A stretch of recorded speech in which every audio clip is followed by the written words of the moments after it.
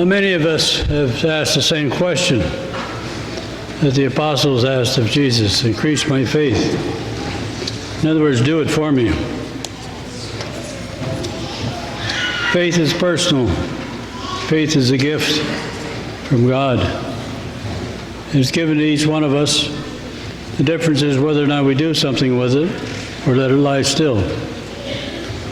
Faith is a basic ingredient to beginning a relationship with God.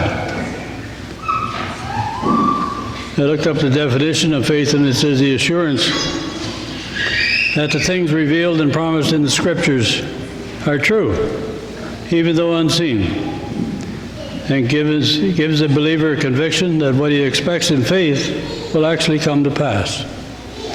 Makes sense so far. In other words, it becomes so tangible, so real, that you possess it now. You believe. Faith requires two things. I realized when I wrote that there's two things to start. And the first thing is commitment. Commitment to finding out about the person you believe in. Commitment to reading, studying, spending time with that person. And that person would be Jesus Christ. And that relationship to God is the second part of it, especially to the Father through your Son. We believe in Jesus and make a commitment to know Him and study and prayer. Many of us cradle Catholics can't honestly tell each other when they first came to believe. It just was always there. Since you come in when you start as a baby, sat in the pews and cried, and then as you got older, you started answering the questions yourself. At some point in our lives, we have to make up our mind, who is God?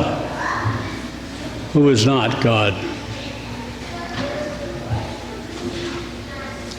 Once we find our way and acknowledge that there is a greater power, and a lot of people do that in some really strange ways, but through that power, we receive the power of the Spirit, the power of believing. We are blessed to understand the Scriptures and we encounter Jesus Christ, whom takes us to the Father through His words. In the second reading, Paul says to Timothy, Paul treats Timothy as a son in faith. He tells him, live in the power of the Spirit. In other words, it's not on your own power that you're doing this. It's not on your own power that you believe. It's not on your own power that you can do these things. It is by the power of the Holy Spirit. Hang on to the Spirit, trust in Him, and He will do wonders through your life. We are called to live in that power and tell the world about it, one person at a time.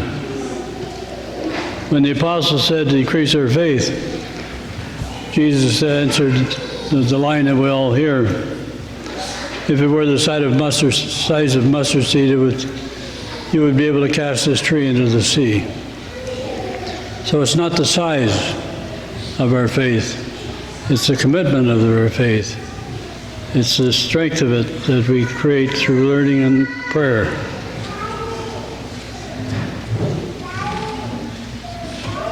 When I surrender in my own faith, whenever I struggled, I always sat down and talked to God in the darkness because it seemed that way, and I'd do it. Just sit in the dark and talk to God. Can't see Him, but you know He's there.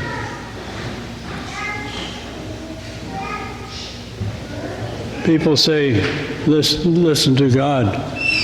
He talks in your heart, not in your ears, but in your heart, not in your head, but in your heart. Because the heart knows the truth. The heart doesn't argue. The heart doesn't want its way. When I surrender my control, then the Spirit is allowed to move within me. And the Spirit leads me to humility. Surrender my pride and bow down before God and others. Oh, you woke me up. When I am able to let go and let God in my life, many good things happen to me. Life goes on. I still have my problems, but I can handle the problems. Somehow, it takes the fear away. Sickness and death don't matter. Jesus becomes my friend,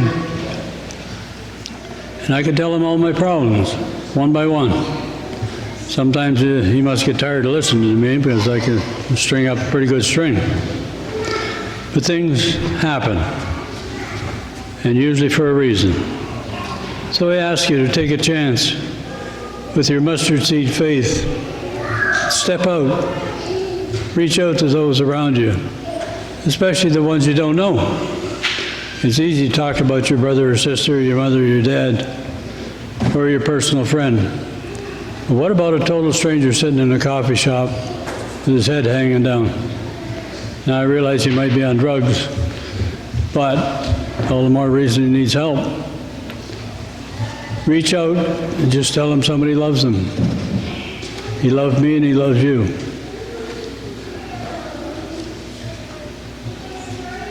I see a lot of babies in here, a lot of young people. I remember when they're way back, when I had one-year-olds walking along the couch trying to learn how to walk. They'd go along the couch from right to left to right to left.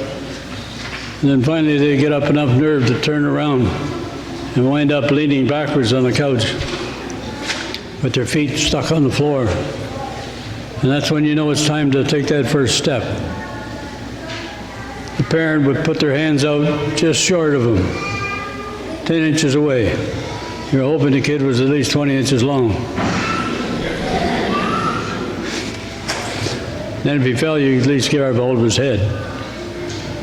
At any rate, that little wiggle of hands will coax that child into stepping out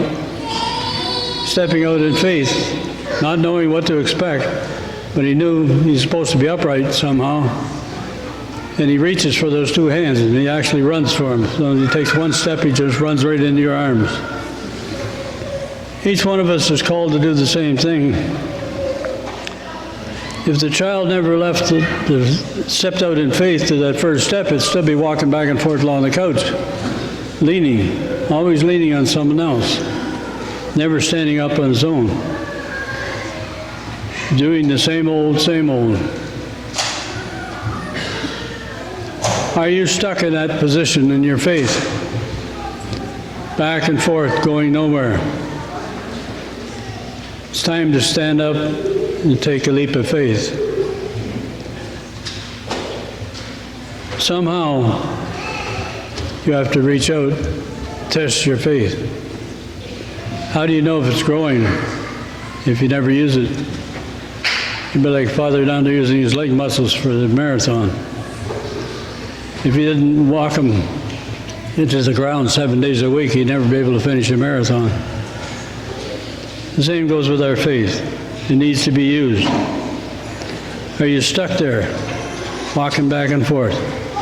If you are, stop, turn around, walk toward Jesus. He's waiting for you. Our Father in heaven standing there with his arms out for us. And he's saying, see my son. Listen to him. See my son and listen to him. He is Jesus, and Jesus had his hands out too on the cross. And they were out there on purpose. They didn't pull him out there, he put him out there to be nailed. He volunteered. He had his arms outstretched too.